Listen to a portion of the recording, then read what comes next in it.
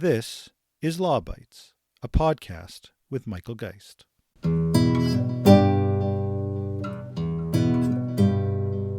That's why today, our government tabled the Protecting Privacy and Consumer Data Act. The new bill gives Canadians more control over their personal information, gives them the right to deletion against deepfakes. It protects children's information as sensitive. It takes aim at surveillance pricing to stop price gouging. So why do we need this now? Canada's consumer privacy laws are 25 years old. They were written before the iPhone. It was a different time, before AI, before deepfakes.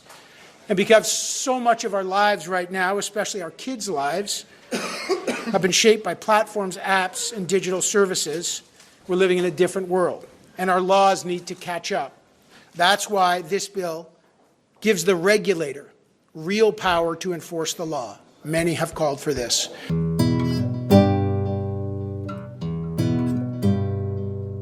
That was AI Minister Evan Solomon last month introducing Bill C-36, the much-anticipated privacy reform bill.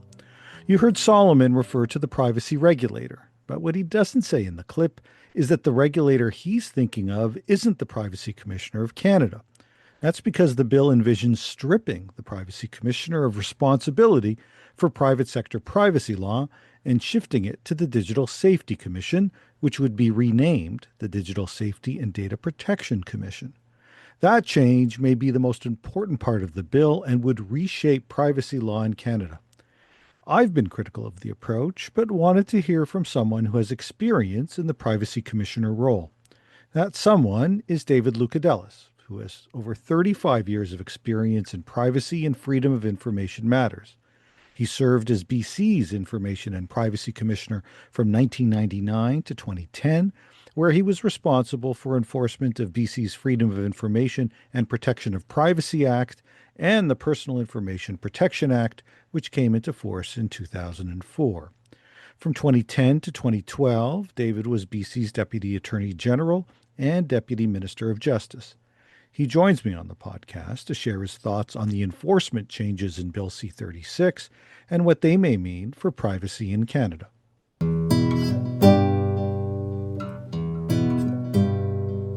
David, welcome to the podcast.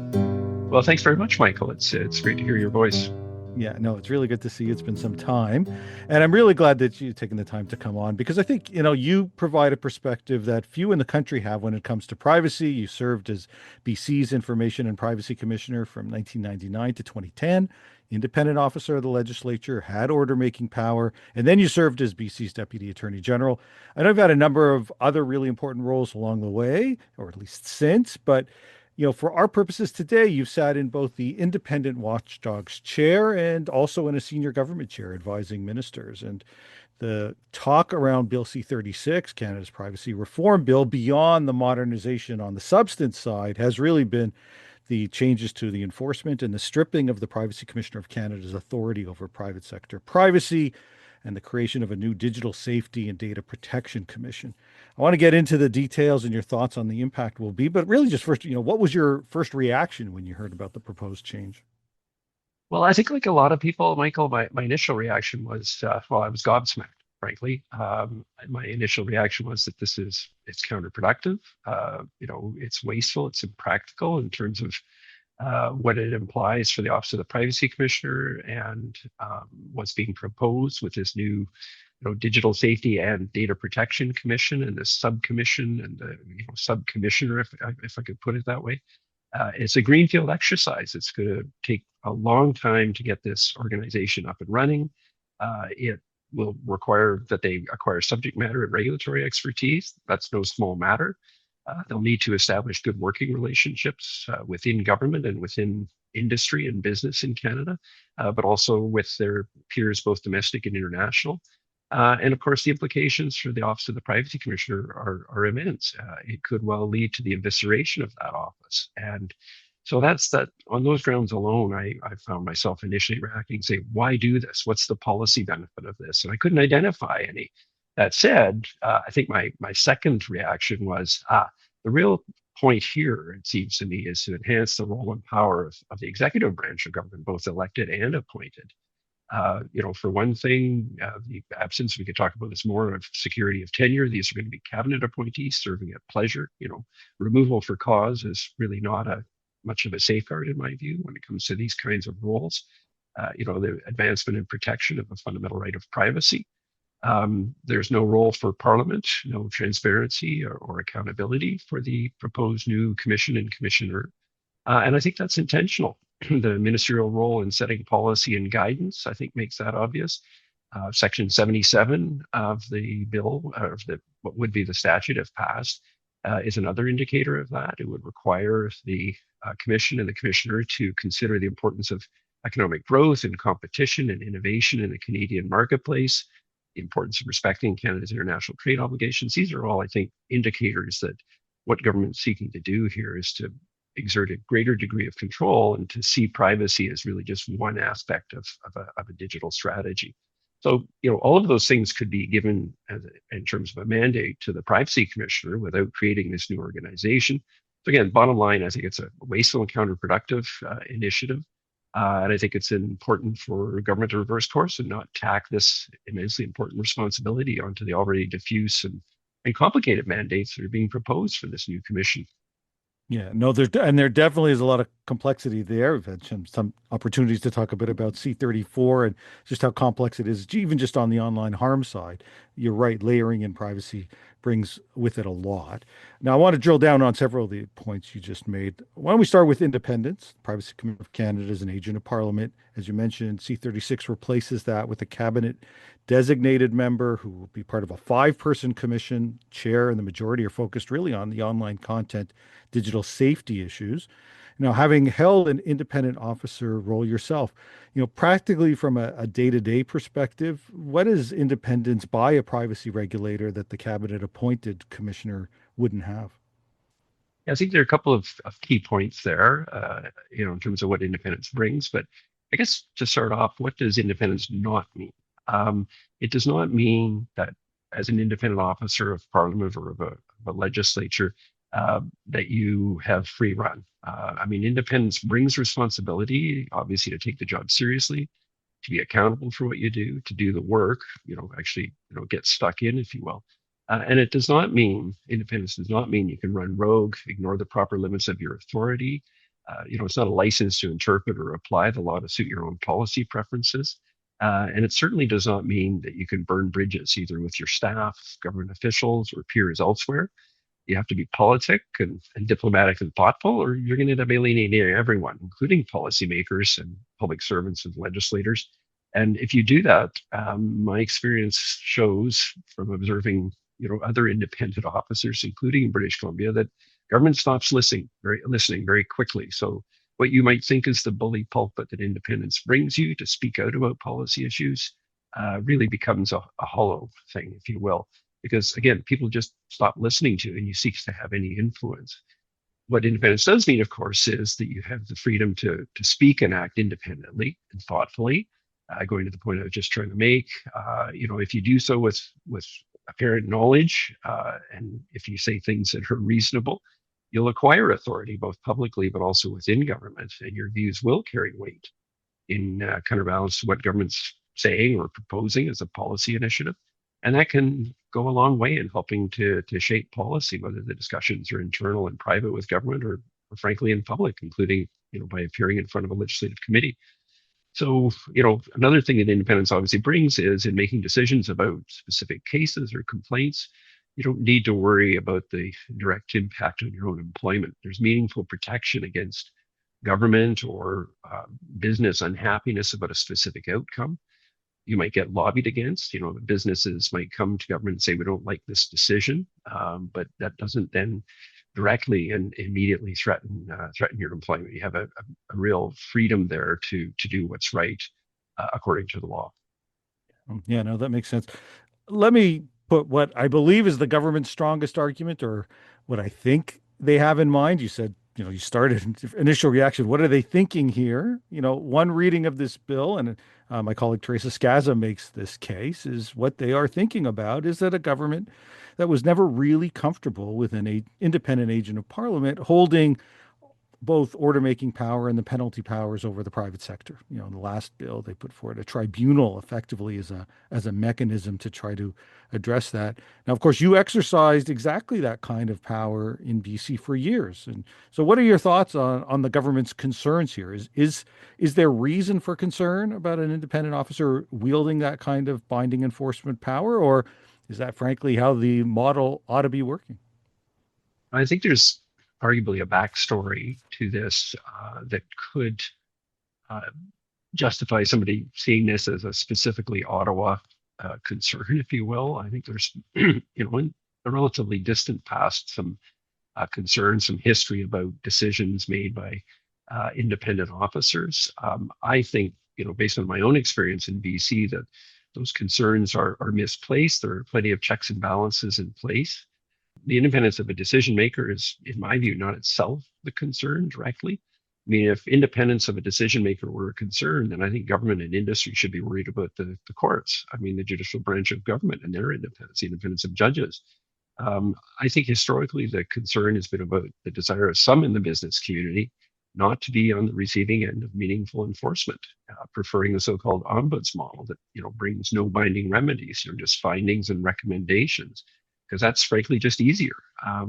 Even though in other spheres of activity, if you will, businesses are subject to, not just from the courts, binding orders and remedies. So it's a bit of an odd thing that might be specific to the office in the past, I should emphasize. And in BC, look, you have order making power, you have binding remedies, but those are the exception. In the public and private sector, most disputes, most complaints are resolved through mediation and recommendations to government or to private sector actors. But you need the backstop, I think, of binding remedies or penalties to make that work. You have the stick out there if it's needed and if it's applied judiciously. And look, if you're worried about the independence of the decision maker, the courts are there to control that risk. And this legislation through internal commission mechanisms and, as I understand it, the de novo review role of the federal court are there to guard against mistakes or abuse in an extreme case. So I think what governments need to do is have confidence in independent decision makers, hire them well through a transparent and meaningful process, preferably parliamentary, and then let the courts and parliament do the rest. Let them hold independent decision makers properly to account. Yeah. Now, you might have hinted this off the top, but Bill C-36, as we know, doesn't abolish the Office of the Privacy Commissioner. It just narrows it back to the Public Sector Privacy Act. This feels a bit like 1998 all over again for that office. From your experience running an office that addressed both public and private, what happens do you think, to an institution that has at least half of its mandate carved out? What happens to the people, to the expertise, to the standing of the office when you see this kind of change take place? This is, I think, a real concern. I'm deeply worried about what this means for the Office of the Privacy Commissioner of Canada. It will really lead to the hollowing out of a large part, not just of its mandate, but potentially of the office, frankly. I mean, the Privacy Commissioner can't expect to control who leaves that office for the new commissioner for other opportunities, frankly. So there's a real risk of serious harm, I think, to the expertise and capacity of that office at a time when, public sector threats to citizens' privacy are certainly not decreasing. There's all kinds of reason to be concerned that we continue to have a well-resourced, expert regulatory body in the form of the Office of the Privacy Commissioner of Canada, and taking away the private sector mandate after more than 25 years of expertise and experience in that office really threatens the public sector side of enforcement as well. And that would be one of the great tragedies of this, I think, ill-considered initiative on the part of the government. And when it comes to public sector privacy, the OPC is internationally respected amongst peer organizations and stakeholders. It's developed trust and confidence, and this is something we can talk about in terms of the mandate of the new commission and commissioner. But it's developed trust and confidence on the part of peers and stakeholders around the world, and you'd be risking all of that. And again, for what really? Because people will be looking at the office after this happens and asking, how well is it going to be able to continue to, deliver on that public sector mandate, at least in the medium term, for sure. Yeah, no, I want to come back to those kinds of issues around the relationship and such between the office and other offices, both international and domestic. Before we do that, I did want to get your thoughts on essentially how the government seems to be conceiving of privacy, right? By moving it into this commission built to really police online harms and say that it is really this is where privacy belongs. It's essentially all about digital safety. Is something being lost, do you think, by making that kind of shift? When I thought of privacy, I often thought of things that have a digital component but aren't really digital at its core, whether that's banking or airlines, insurers, hospitals, retailers, many, all of whom now, of course, have a digital component. But privacy it seems to me, a whole lot bigger than AI and just digital. What are, do you think, some of the implications of essentially reconceiving of privacy primarily through the digital lens, at least in terms of how the government seeks to enforce the rules? First of all, I fully agree with you that tacking, if you will, privacy onto the other mandates of the proposed regulator um, is ill-conceived. I think it's possibly even you could describe it as a distortion of what privacy is all about. It does see it, I think, as being about online activity, digital activity in that sense, whether it's social media or what have you. And it's much more than that. And this legislation would apply in large parts of the country to large, sectors of economic activity in Ontario, for example, at least in the short term, that may have a digital component, as you said, but are not about online activity. They're not about digital, if you will, in that sense. And so it misconceives what privacy is all about, and then by kind of forcing it in, wedging it into this broader mandate, which is really a mishmash of important disparate roles, I think that you risk losing focus on this fundamental right of ours, which has constitutional implications, certainly in public activity. You miss losing focus, or you risk losing focus on that, and it could well suffer in the mix, right? It really is an enhanced risk, I think, too, because again, the commission is meant to be there to support Canadian business and competitiveness, and these are admirable policy goals, of course, important goals. But in that context, privacy could, in fact, be forced into the back seat. That's a big concern, I think. Yeah. All right. So I've been teeing you up for a lot of criticism. Before we shift to sort of how this will work and some of the relationship implications with provincial commissioners, with data protection commissioners and privacy commissioners around the world, is there a defensible version of what we're doing here? Do you see some benefits in terms of that? There may be costs and risks, and you've highlighted a bunch, but are there some benefits that you could see taking place, or from your perspective, this is just an own goal, so to speak, in terms of where the government's going? Well, to flip it around, I mean, I have to acknowledge that, of course, privacy these days is, very much, digitally mediated, if you will. The implications of, online activity are significant for privacy, absolutely. And so I suppose you could argue that combining privacy oversight and enforcement in this sort of super commission that has these other aspects of digital issues that touch on privacy in part, that there's a benefit to that. You're consolidating that in one place. I don't know that that's a sufficiently important objective or outcome to overcome some of the concerns that I've expressed. You, I suppose, could argue that there's also efficiency in combining the enforcement aspects as well, both in terms of just costs, but also consistency of regulatory activity. On the other hand, you're not getting rid of the Office of the Privacy Commissioner. It may end up being a much reduced organization, but it's still there. And so if you're going to make an argument for administrative efficiency, I think you have to face up to that fact. So I don't know. At the end of the day, sure, there might be some benefits, but for myself, I'm just not persuaded that government's made that case, certainly not persuasively, and that any harms are outweighed.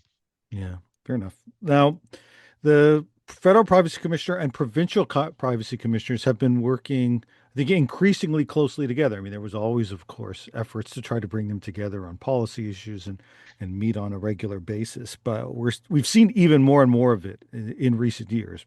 Part of it sometimes felt like the federal commissioner leveraging some of the powers that the federal commissioner didn't have to combine a bit with the provincial commissioners. Any thoughts on how this is going to affect those kinds of relationship? There's obviously, as I say, longstanding federal provincial architecture. There's the substantial similarity designations with the provinces. What does all this mean in a country where we don't have just one privacy statute? We've got many of them, and we also have many privacy commissioners all across the country. No, I like to think, and I'm quite confident that well, it's going to be interesting to see how things work out at the FPT table. And I'd like to think that there will continue to be good working relationships, good communication, good coordination on policy and guidance, and even on individual investigations, as you've just alluded to. So I don't think offhand that a cabinet appointed body or commissioner, can't, make that work, and that, provincial and territorial colleagues won't be willing to make it work.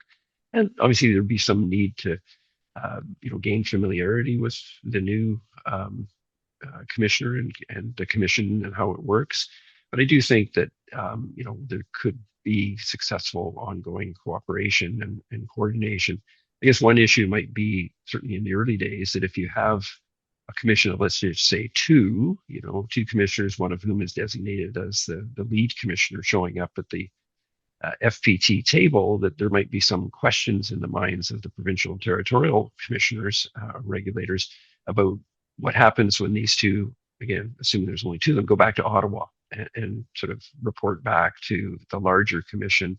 Will the message be heard? Will it be the case that what they've agreed to, let's say at the table with provincial territorial counterparts, actually, ends up being put into place? That's perhaps one issue that might have to be negotiated. Okay, that's interesting. Thinking about how there are sort of multiple players coming into that role. What about on the international side? It does seem to me that the federal commissioners, we can think back to, of course, Jennifer Stoddard or many others that have played real global roles when it comes to many of these issues. So a strong global standing. There is similarly regular meetings that take place between privacy commissioners, data protection commissioners around the world. How might this affect how we're viewed internationally, both in terms of the change, but also the independence? What other implications might there be? Well, yeah, one of the possible international implications, actually, puts me in mind of an issue that, and you alluded to this, and I should address it first, if I may. But this question about substantial similarity, where under PIPEDA, and it will be the case under the new legislation, are the private sector privacy laws that exist in the provinces, BC, Alberta, Quebec, are they substantially similar to the federal legislation, so that the federal legislation doesn't, kind of purport to preempt them? And it's a cabinet decision ultimately. And I think this legislation, including given the changes to the nature and mandate of the oversight body, I think you're going to have to open up that question, I think, again, and setting aside what I've always thought is the extraordinarily cheeky nature of that whole exercise, where the federal cabinet is pleased to bless a provincial law that's otherwise valid. That's a question that's going to have to be addressed, I think, and will take some communications with between federal and the provincial and territorial regulatory bodies and governments. Internationally, it's I mentioned this earlier. I think it's going to take years for this new oversight body to gain the respect and trust and confidence of their international peers, particularly or notably in the EU. The OPC has for some time now had a very, very high reputation and standing internationally. I believe the current commissioner, Philip Dufresne, is chair of the Global Privacy Assembly of Privacy Regulators, and continues to have the trust and confidence of his peers. But this is an unnecessary, I think, risk that the government's taking here. The new commissioner couldn't expect just to show up at the international table and have people say, "Oh, good, the Canadians are back. That's great. Let's just carry on." It's going to take time for that organization to demonstrate, that they deserve the ongoing trust and confidence in the international community. But I think there's a concrete risk here about the legal exposure this creates for the adequacy ruling under the EU's GDPR, the General Data Protection Regulation. I don't know that ultimately these changes would lead to Canada losing that adequacy status, but what it means is that that's going to be open to debate, I think, open to question, and it creates a real and I think unnecessary risk, because if we don't continue to have adequacy in terms of the sort of equivalency, if you will, with the GDPR, it puts at risk the ongoing data flows between Canada and Europe. And the perversity of that is that it's at odds with the government's desire to diversify trade away from the US and the bill's own stated recognition of the importance of supporting economic growth, competition, and innovation, because, commerce depends increasingly on the flows of personal data. So, that's obviously a risk would be presented by this bill in terms of the attitude of the Europeans as to whether or not we're up to snuff on the independence front, amongst other things, in terms of compliance with the adequacy ruling that's already in place. Yeah, can you just, given those risks, can you just unpack that a little more for those that aren't fully familiar with what the adequacy finding means and the implications, and I guess particularly why changing the regulator, as opposed to looking at the substance of the law, but changing the regulator and removing some of the independence might have implications for Canada's standing there? Yeah, sorry, Michael. So the General Data Protection Regulation is a law of the European Union, applies throughout all of the economies of the EU. And as I recall, the European Union has the third largest economy in the world. And as I mentioned, a lot of commerce these days depends on the flows of personal data.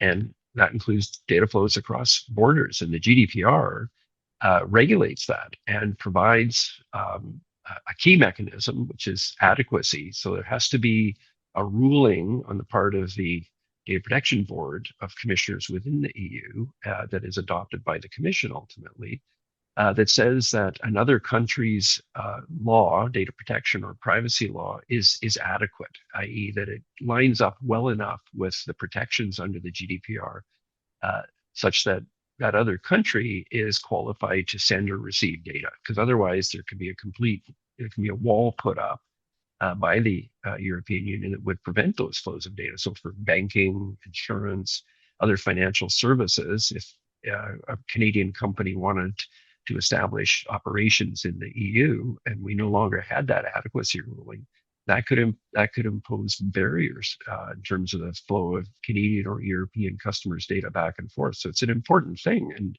And the changes to the independence of the regulator under this proposed legislation, it seems to me, could well raise the risk, a risk to that ruling. And it will certainly, I think, trigger a review of that ruling, the existing ruling that Canada has under PIPEDA. And that's why I say I don't know why we would risk that at a time when we're trying to increase trade with countries in the European Union. Yeah. No, I think that's a question a lot of people are asking. Why don't we close here? A different version of this bill, I think, could have given the existing commissioner order-making power, cleaner separation of functions if we needed, without dismantling the independent side of things. And so if our goal is a modern, well-enforced privacy law, and I think everybody agrees that that really ought to be the objective, what do you think ought to come next? If you were asked to appear before a committee, let's assume C-36 is going to head to committee, and they're studying this bill, what are the one or two changes that you'd be pushing the hardest for? I would ask the committee to report to government. I'd ask government, in fact, just scrap it, don't pack privacy onto the mandate of this new commission. Just reverse course. I think it's not good policy. I think what ought to happen, as has been clearly necessary for decades, and you allude to this, is to update PIPEDA. Keep the mandate for enforcement with the Privacy Commissioner of Canada and the Commissioner's office. Give the tools to that office that are needed, enforcement powers, meaningful, oversight, needed to oversee privacy in the modern private sector in Canada. So basically, yeah, just reverse course. Don't do it. Give all of that power and authority to the commissioner under the existing legislation under PIPEDA. Okay. All right. Well, that's a sort of a clean solution in terms of a straightforward way to try to get that done. Certainly the reaction from many in the privacy community, I think, has been consistent with that really puzzlement that a bill that otherwise kind of coming at the end of what has been a very long process, or potentially at the end of a very long process, meets a lot of the expectations and needs, and then suddenly you get this curveball that really changes how people, I think, evaluate the bill as a whole. Yeah, I agree. Okay. Well, listen, thank you for taking the time, providing a perspective. That I say, it's one thing for academics or others to talk about what it's actually like to be a privacy commissioner. It's something else entirely to have one who's actually had the job and had the job for many, many years in a really high profile way. So thank you for the years of work on privacy. And in particular, thanks for joining me here on the podcast. No, thank you very much, Michael, and thank you for the work you do. Your op-ed pieces and your Substack articles and so much more. Thank you very much for that. I appreciate it. It's good to see you too. That's the Law Bytes podcast for this week. If you have comments, suggestions, or other feedback, write to lawbytes@pobox.com. That's LAWBYTES @POBox.com. Follow the podcast on Twitter @LawBytesPod, or follow Michael Geist @mgeist. You can download the latest episodes from my website at michaelgeist.ca, or subscribe at iTunes, Google, or Spotify. The Law Bytes podcast is produced by Gerardo Lebron Laboy. Music by the Laboy brothers, Gerardo and Jose Lebron Laboy. Credit information for clips featured in this podcast can be found in the show notes at michaelgeist.ca. I'm Michael Geist. Thanks for listening, and see you next time.